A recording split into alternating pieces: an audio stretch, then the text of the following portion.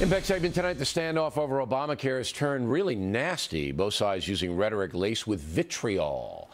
A new political ad by the Republican Senatorial Committee spotlights the Democrats. I call them legislative arsonists. They're there to burn down. The Republican inmates are running the asylum. What we're not for is negotiating with people who have a bomb strapped to their chest. We can't do it with a gun held to the head. But if you can help one child who has cancer, why wouldn't you do it? Why would we want to do that? Taking hostages. A hostage taker. Hostage taking. I believe it's terrorism. Political terrorism. They are not holding your children hostage. They are trying to blow your children up.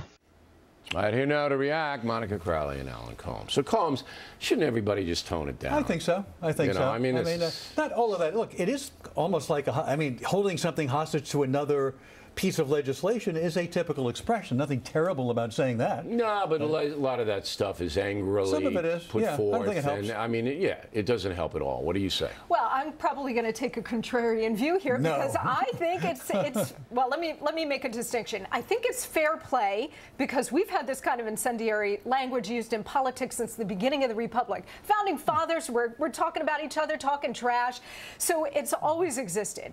The distinction here is if you're talking about a talk show host like you or analysts like Alan and me, that's one thing. If you're talking about the President of the United States, the Senate Majority Leader, the House Minority Leader, that's a different issue because you're talking about people in positions of high authority and responsibility that should be setting a higher standard. But if you watch Spielberg's Lincoln movie and you see the language that they used, the senators, and when they were trying to get rid of slavery, oh my God. So it's the same. But there's a mean-spirited, and I want to get Combs's reflection on it. Combs, you can call me Alan if you like. No, I really don't want to go overboard. There's a mean-spiritedness on both sides. But on both sides. I think Monica made a good point. Wait. I don't care about Monica's point. With all due respect to Monica. Okay. No, I want you to reflect. Your side. Right.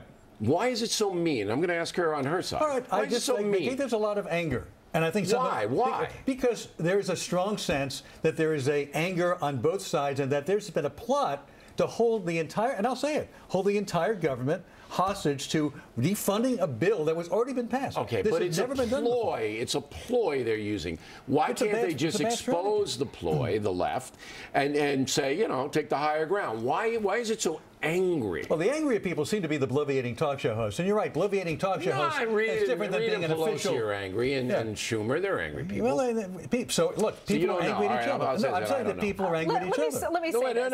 No. Your side. And you're in the industry. You're in this. I know. Your side, and you're in the talk show industry because a lot of it comes out of there. They're angry. They hate Obama.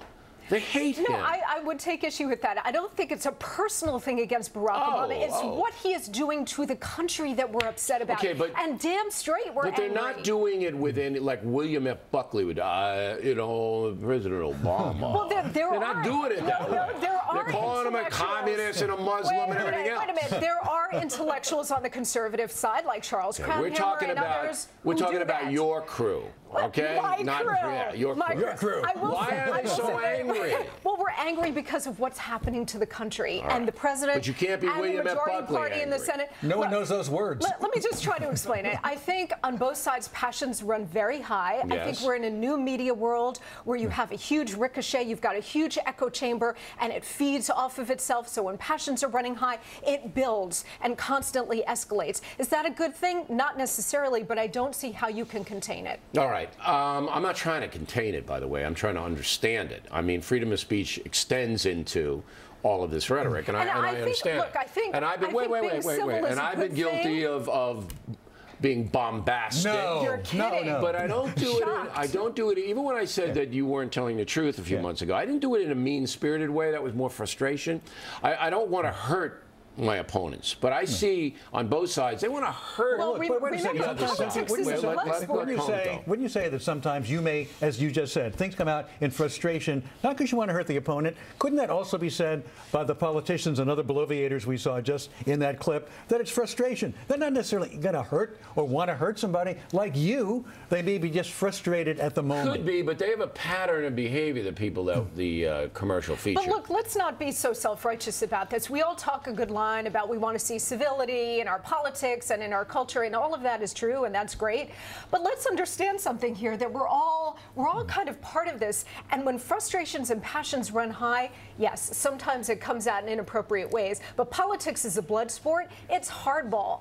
Yeah. And, you know, sometimes it comes out in ways that you would say, not the greatest, but it's been this way since Adam and Eve. It's been this way forever. We live in a digital soundbite medium where things go viral, and I think there's this attitude, let this go viral. I hope what I say gets out there, and the virality of it makes it attractive to people. High office holders, though, should be held to a different standard. They have a certain responsibility to try to bring us all together, try to set a higher standard for decorum. Well, nobody's bringing us together, that's for sure.